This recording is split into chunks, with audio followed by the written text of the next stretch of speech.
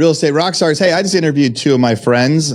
I met them last year at my Real Estate Rockstars Mastermind out in Austin. Both Charlie Cameron and Angie Holmstrom wanted to come on today to share about something kind of completely different they've never had on the podcast before. One of their focuses on how they grow their real estate businesses is by helping investor clients find assisted living houses. I was totally inspired by what they said. It made me kind of consider myself, maybe I should be doing this in my business. So if you're ready for a new investor lead type, buckle up, listen. Without further ado, here we go.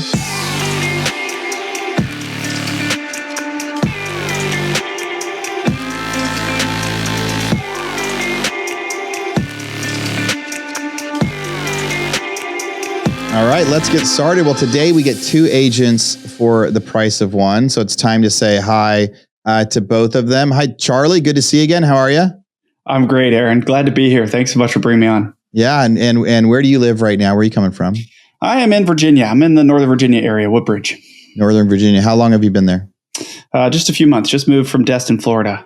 Oh, wow. You moved from the best place in Florida. Yeah, to the rat race. Yep, I know. The rat race. That's like people usually do it in reverse. Like everybody wants to go live in Destin. Why did you leave Destin?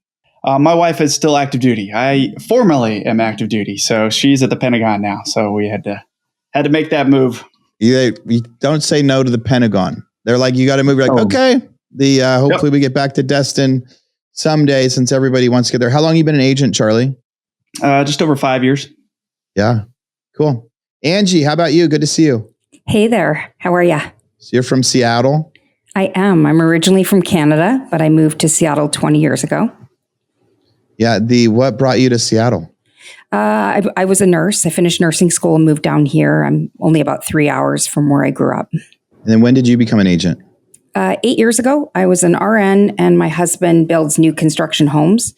I got my license just to help him and then fell in love with entrepreneurship. Cool. So 8 years ago, he was like selling houses and he said, hey, I'm paying an agent $15,000 to sell these things. Why don't you get a license and I'll pay you instead to put it on MLS? Yeah. A lot of brokerages start like that. A lot of agencies start like that. We formed a big brokerage out in California, but it started because I had houses to sell. I was a house flipper. I had houses to sell and I was paying commissions and said, all right, how can I keep more of the commissions, inside the family, for lack of a better word. So you started doing that. And then what has when did you start selling, or what was your transition like when you started doing deals that weren't your husband's deals? Yeah. I mean, I kind of jumped right in and, within a month I had picked up an open house and got my first buyer. And then quickly, not long after, somebody approached me about one of these residential assisted living properties. I kind of jumped in and couldn't manage both. So I quickly went full-time real estate.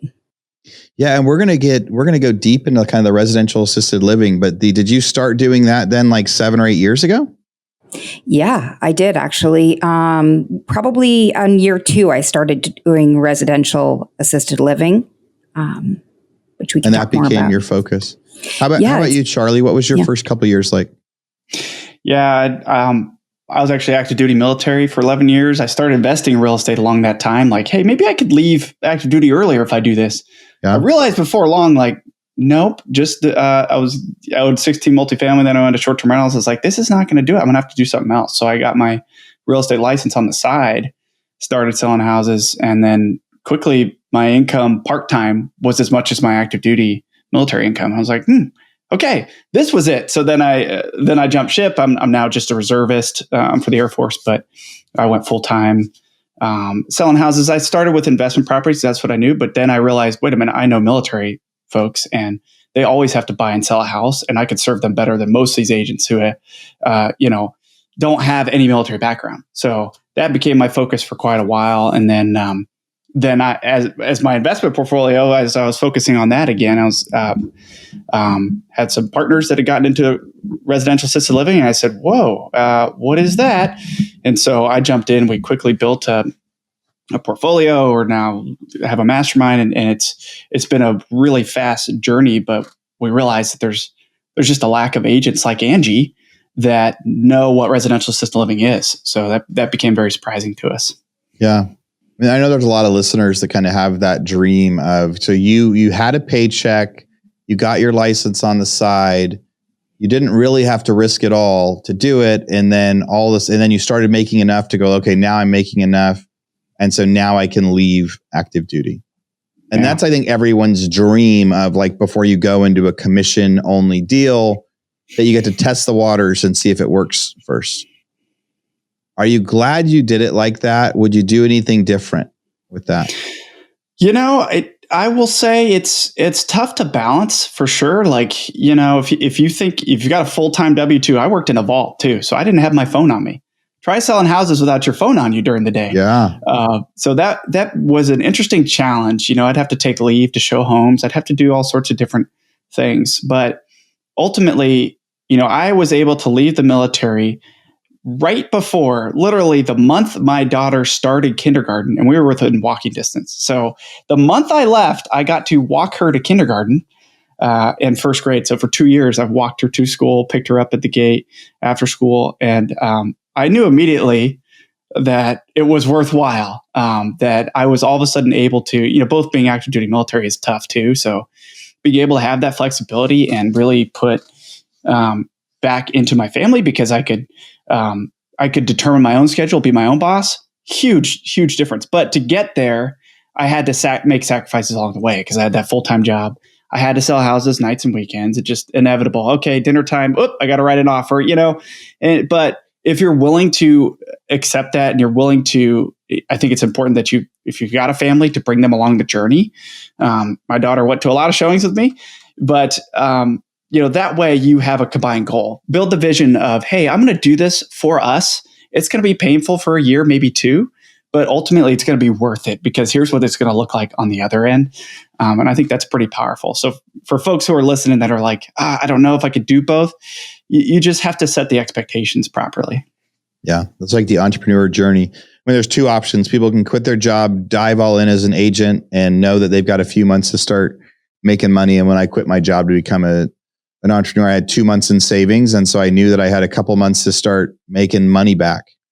Right. And I remember a couple days before I got my first actual paycheck, I remember thinking I might have to go back and ask for my old job back or get another job. I'm out of savings. This took longer than I thought. So some people jump in both ways. Some people could put their toe in and do it. And it sounds like you wouldn't have really done it any different. It just ended up working out.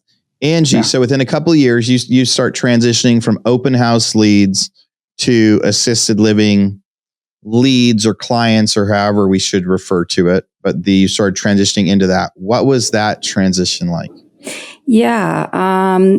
Originally, not long off the bat, somebody approached me about an adult family home, which is these residential assisted living properties. And I didn't know, I had been to many of them because I had actually worked as a hospice nurse beforehand.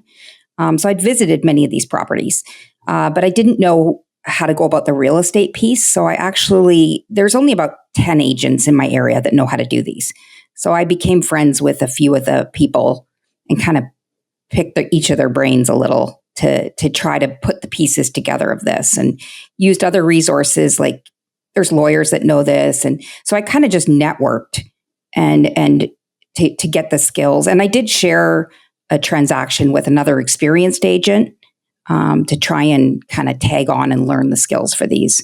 So re-explain how it starts. So a client went to you and said, hey, I want to buy an assisted living building? Or did they say, hey, or did they find the listing and said, hey, can you help me write this one? How did that first conversation start where somebody came to you and said?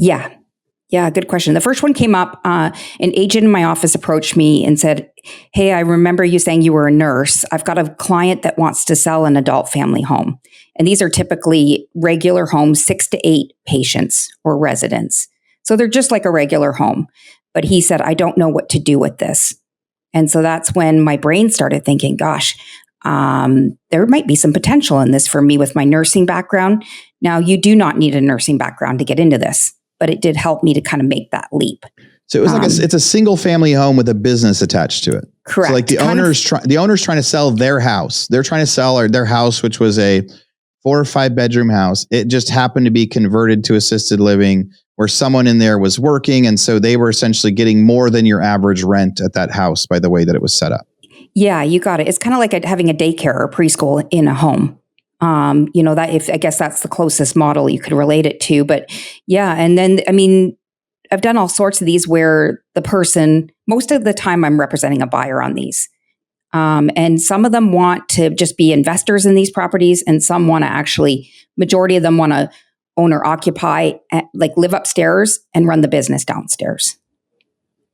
So it's kind of like house hacking, right? Where people move in and they rent out their other rooms. That's if someone's really trying to understand assisted living, it's like that. It's like house hacking. You're buying it, you're moving in, you're renting out the other rooms, but you're renting them out for a higher amount because there's this extra service involved. And whether they're running the service or someone else is running the service, it's like a very high end bed and breakfast, but there's some medical stuff involved. So if somebody doesn't have a nurse's background at all, and they want to go do this, do they hire somebody to manage? Like, do they live there plus they hire someone? So you mean somebody who wants to jump in as an agent or as a buyer of these properties? A buyer. If we're trying to help our agents find, buyers out there, and they go tell them, hey, you should invest in one of these. What are they pitching to them? You can own it, or you can live there for free, and you can hire somebody else to get higher rent. Like, what's the pitch? Yeah. I feel like the majority of my clients do want to run the business. So, but for those folks that they say, gosh, I want a new investment stream. The pitch is really that what they would do is buy the house and rent it to an operator. And the rents, if a home is $3,000 for a regular rental, it's about $6,500 with the business. So the rental capacity of these is high. Aaron, can I clarify for your listeners? Just there's a couple models here, and so I was going to ask you what questions aren't I asking, and what am I not understanding here? So jump in and do a re-summary of that. It's a totally different model compared. A lot of people assisted living, they're thinking a nursing home, right? And that used to be the only thing available, but now you have like in Washington State or all 50 states, you have the opportunity to open a residential home. You're basically renting by the bedroom. Renting by the resident, because sometimes you could put two residents in a bedroom if it's a big enough space. In Washington, it seems more common where, hey, it might be a live-in, the owners live in, and they can basically run this business while living in the home. That's sometimes a thing in Texas as well. In most states, that's not the common model. The common model is they buy and operate a big enough house that they can be involved in the business, or they can hire a manager to basically run the business. And then there's the third opportunity, like Angie said, where you buy the home and you lease it to one of these businesses. That's what we predominantly have done. We have 5 of those homes. And but you can do it any which way. So you can get involved in the business, or you can buy it if it's big enough that supports a manager, and you don't have to technically get involved in it and run day-to-day operations. So a lot of different ways to go about it, but definitely from a highest and best use of a residential home, this is it. There's nothing better in terms of highest and best use. Yeah, I'm happy to give a couple examples too, if you want to hear kind of who might like a buyer. Yeah, and before we go into that, so your average client that lives, so the person that would say, hey, they're going to go live there as one of your tenants, right? So I think when people think assisted living, there's probably lots of different things they're thinking. What is the average client type? Is it just somebody that can't live by themselves anymore? Is it somebody that's lonely? What is that client? Is it somebody that's needs lots of medical care, or they just need company? Yeah, good question. I can speak to that. So in our homes, our average client is dementia, mental health, although we have everything in between. We've also got some developmental disability homes, but typically dementia, mental health, and they're either private pay or they're paid by the state to live in these homes. And the acuity can be extremely high. It can range from as simple as just giving meds to as much as a client on a ventilator. So there's everything in between, but on average, it's usually dementia where they need, a little extra assistance. Yeah, Okay. typically the definition of assisted living is needing assistance with 3 or more daily life activities. That's eating, that's going to the bathroom, that's mobility, that's taking a shower, whatever it may be. So, on the simplest end, like Angie said, assisted living could just be they just need help doing regular things and someone to hand them their medications, all the way up to just much more acute type care. You can bring that in like a couple times a day, or you can have your staff members trained up. You have another level of certification for that home. But you don't have to provide care yourself on the lowest end. Yeah. So it's not house hacking, but it's like house hacking with additional services involved. Yeah. And whether that's With 24/7 staff. hiring somebody to do that. But yeah, it's house hacking with 24/7 services. So okay. And I'm assuming that someone would come, there's lots of big assisted living communities that have like hundreds and hundreds of people that live there. And what would make a client stay at a house instead of one of the big assisted living facilities? Yeah.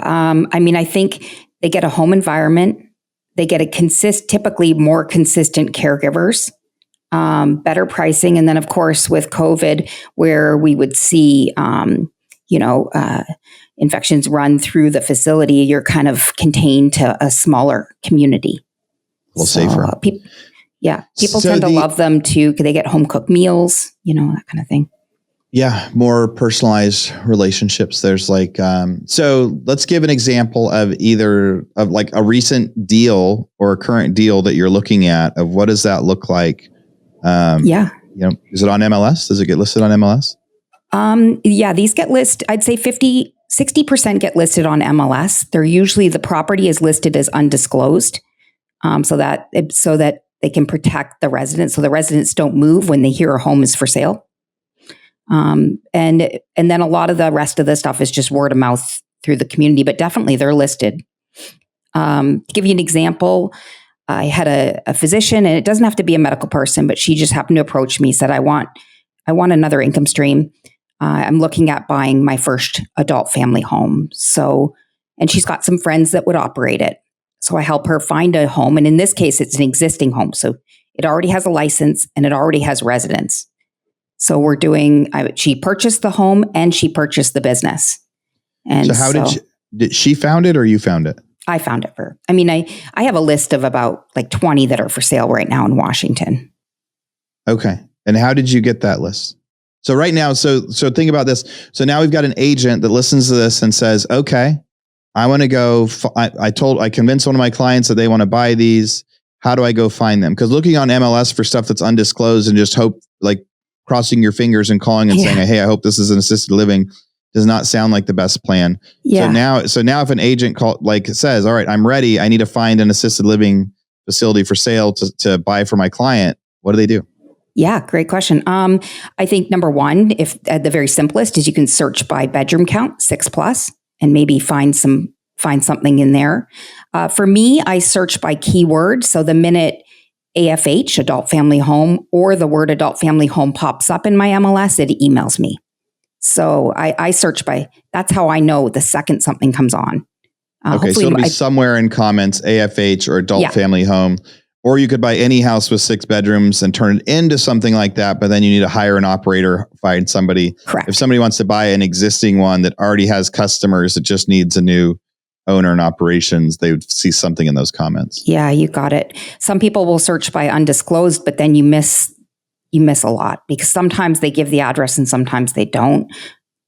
I also look for sewer, and so not on septic, because a lot of the homes that are on septic can't handle. Can I give a marketing tip here? Yeah, your turn. If you're looking for potential listings and you want to go out there and talk to these homes before they're for sale, the entire list of licensed properties is public information for every state.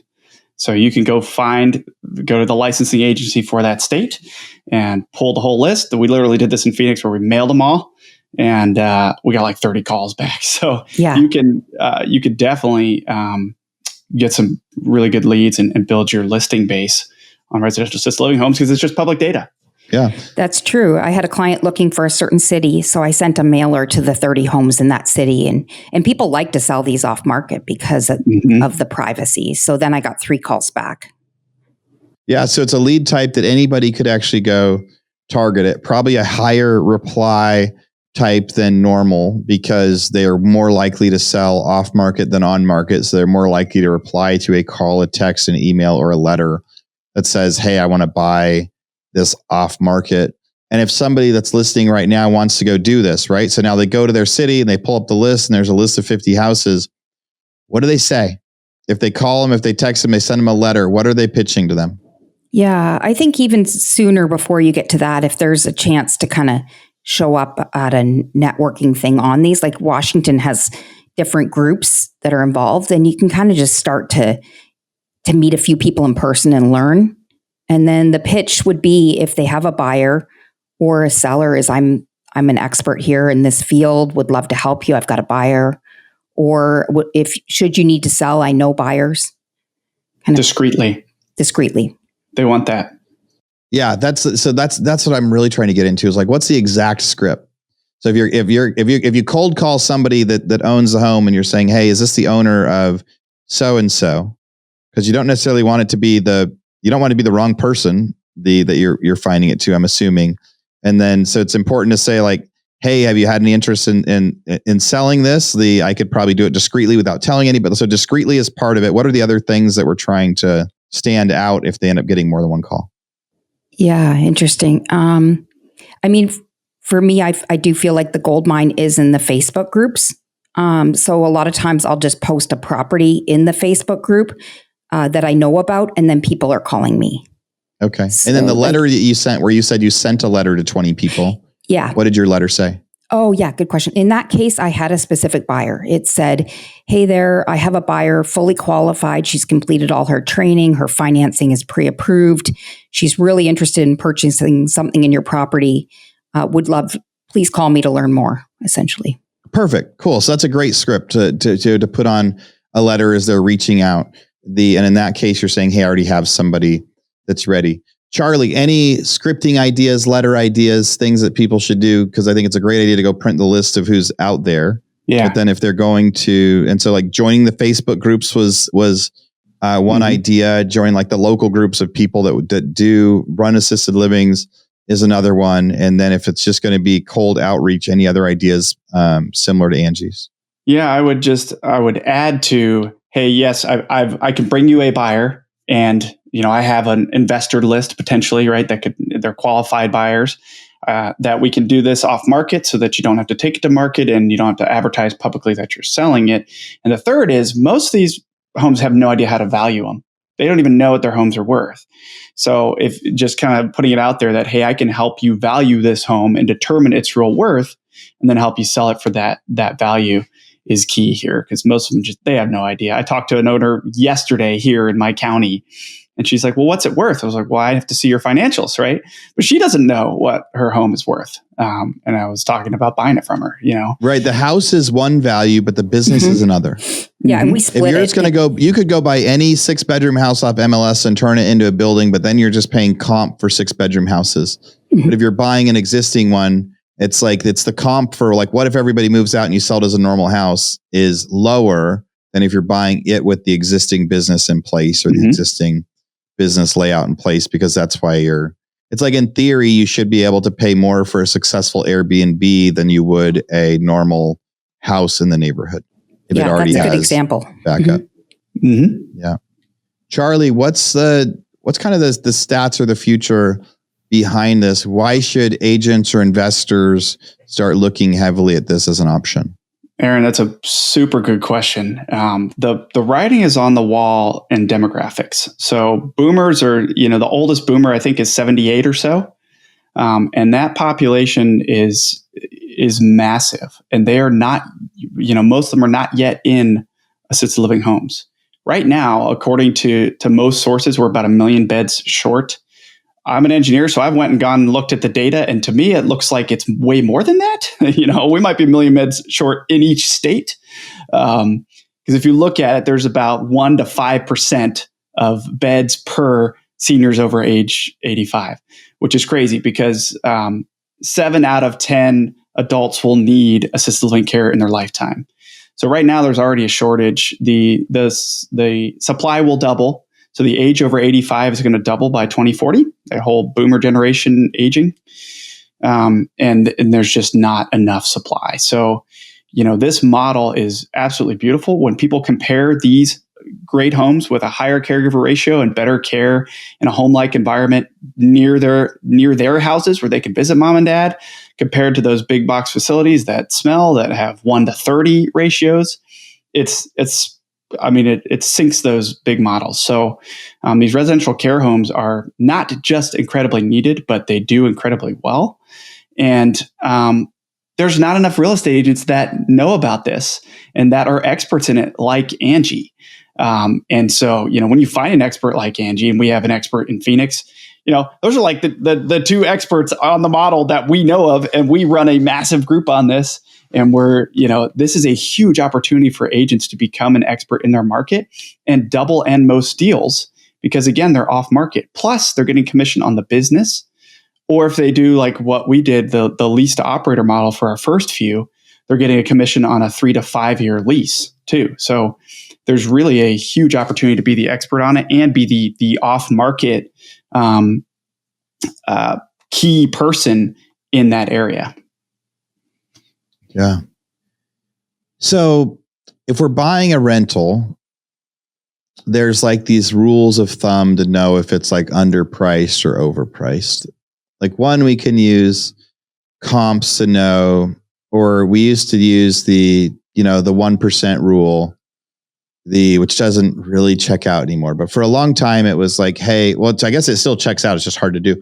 Like if it rents for 1,000, I can buy it for 100,000. If it rents for 2,000, I can buy it for 200,000.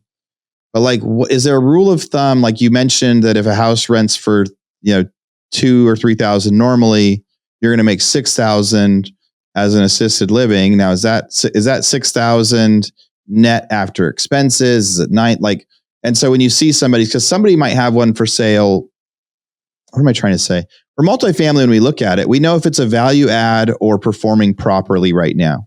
Mm-hmm. So is there also value add with assisted living? And how does somebody know, like, hey, this is a good deal? Is it make twice normal rent, 3 times normal rent? How do you look at stuff? You want me to answer this one, Angie? Yeah, go for it. I've got some thoughts too. Okay, I'll start you and then you add to it. So let's break down what it looks like. The median price for residential assisted living per resident is $4,500 per resident.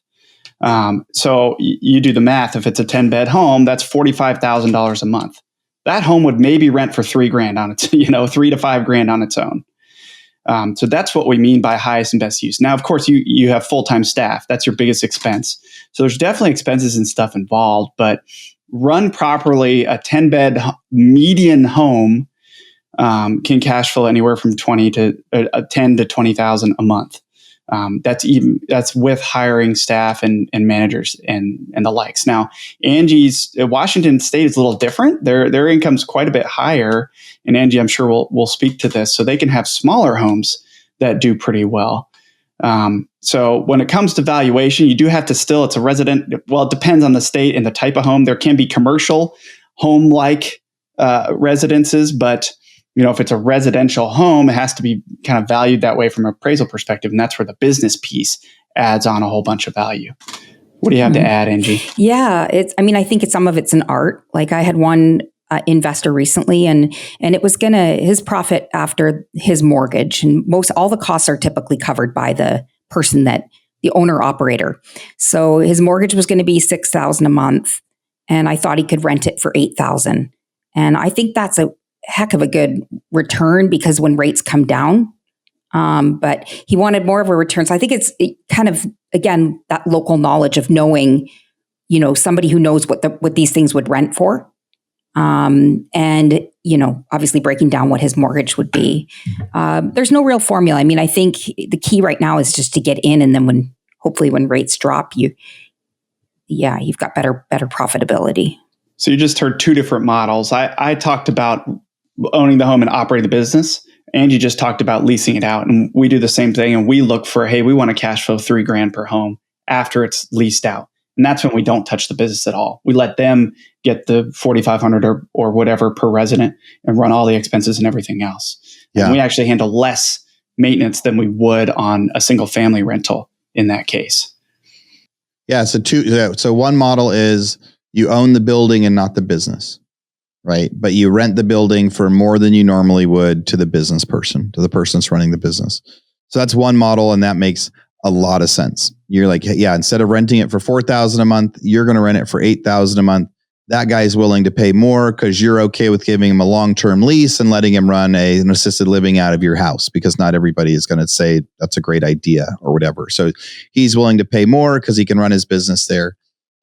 Or if you do run the business, if somebody says, hey, I want to do this and I want to run the business, then, Charlie's model, you're like, hey, you can give $4,500 a month, per person that's there. So now you're at $45,000.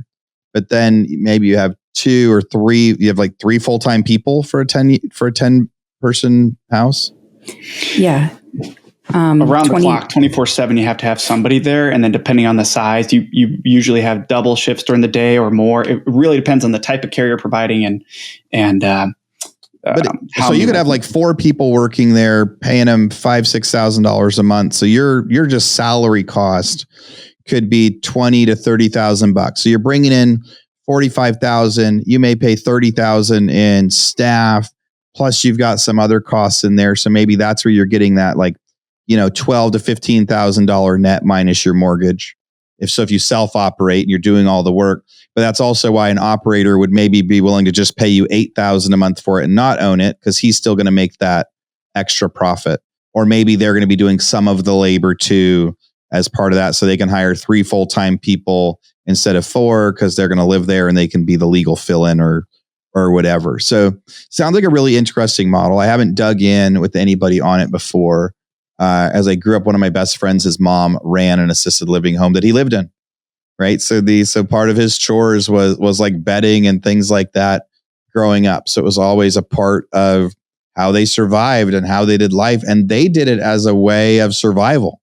That's how they could actually get their mortgage paid. And that was the job. And so I got to see it from a different perspective. And they had always had 2 or 3 people that stayed there. So it wasn't huge, but it was a business that was like this family business that was run and challenging, but really helped them, pay all the bills and make everything survive. So I think this is awesome. So the agents out there that are listening should be thinking about this as a new lead source, and a new lead source of a property type that can be sold whether rates are high or low, or whether we're in a recession or not.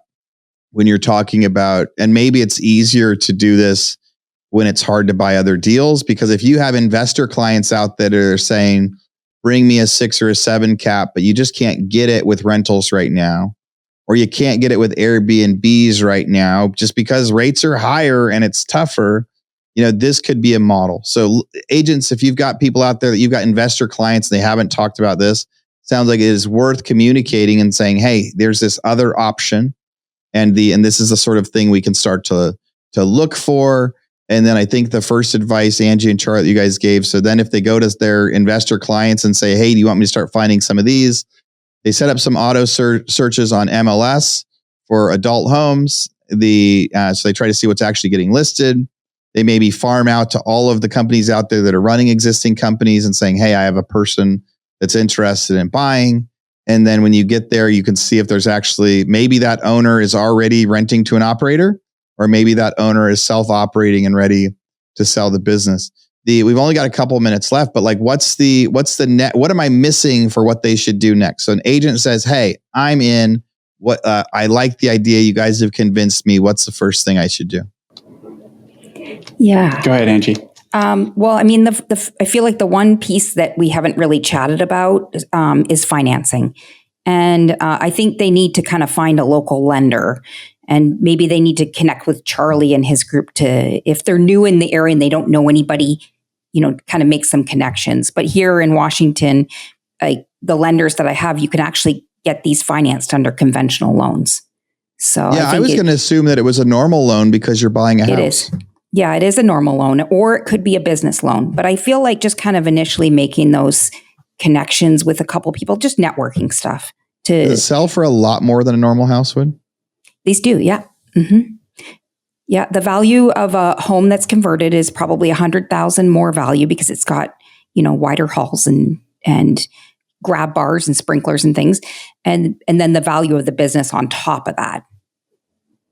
So I guess you would need different lending, because even though it's just a house, it's going to be selling for $100,000 more than the appraised value of houses, and so you need somebody that can actually see both sides of it.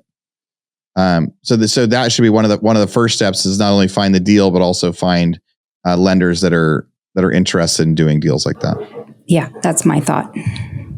I would add that go get out there and get in. There's a ton of Facebook groups on this. We operate, I believe, the biggest residential assisted living Facebook group on this topic, and you can get in there and just start learning and start understanding and seeing what other agents are posting for deals, and go, okay, got it. This is kind of what works.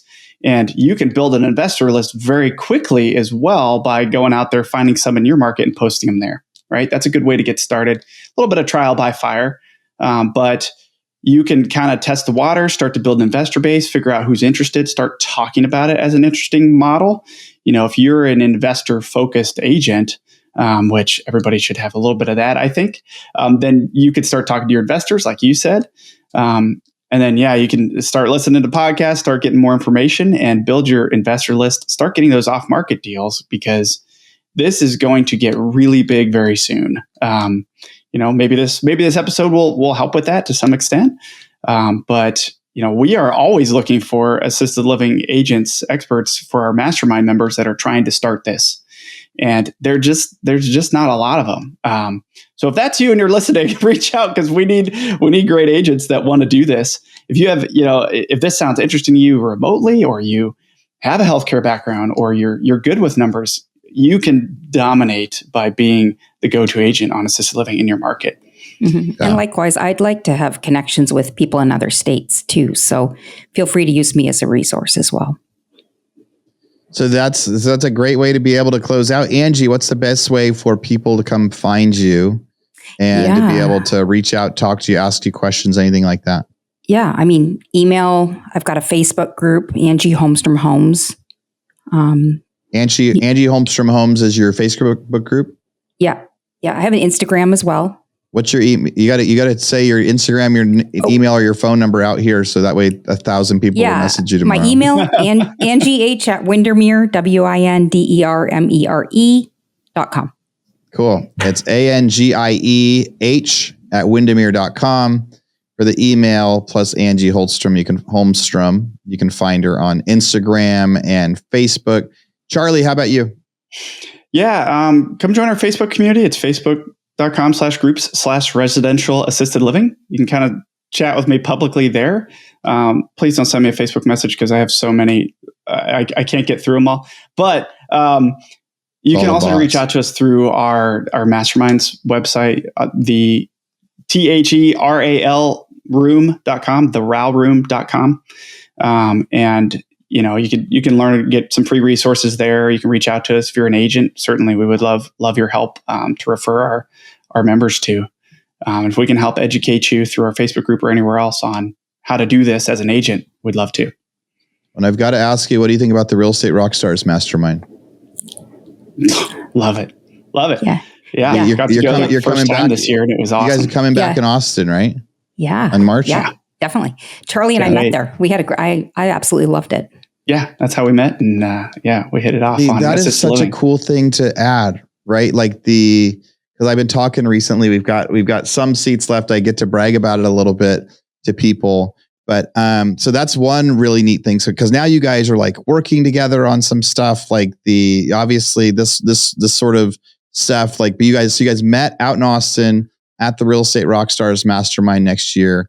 And I guess I would just ask each of you to give a 30-second pitch of, like, summarize it in your words, because I've been summarizing it in mine. So Angie, in your words, what's the Real Estate Rockstars Mastermind that we do in Austin every year? Oh gosh, I loved it. I mean, I met so many different agents that are using creative techniques to elevate their business. And so I love it just brought a new level to my business in terms of, like, even as simple as the gentleman that spoke about YouTubing. Like, I'm trying these different tools and I've seen my business grow as a result. That's awesome. Charlie, how about you?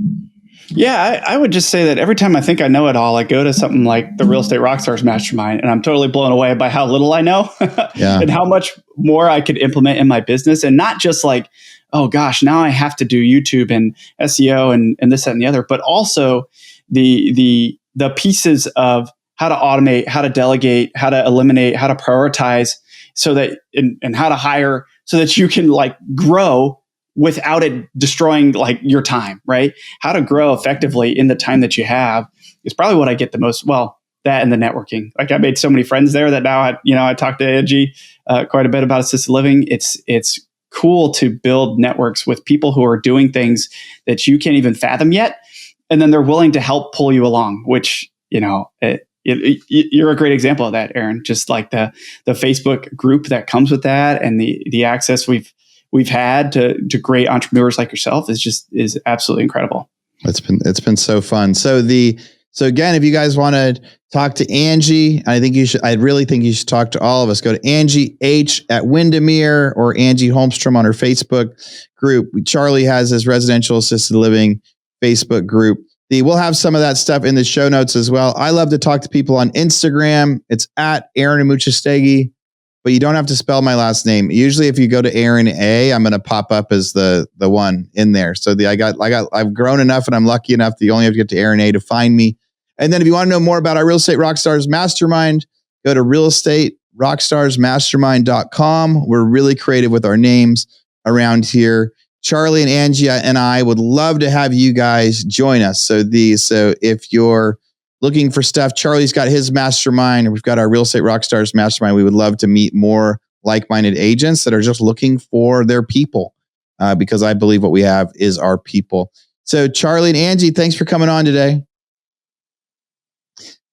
Real Estate Rockstars, please go leave a review, whether you like it or not. Share it with a friend if we helped you. And thanks for listening.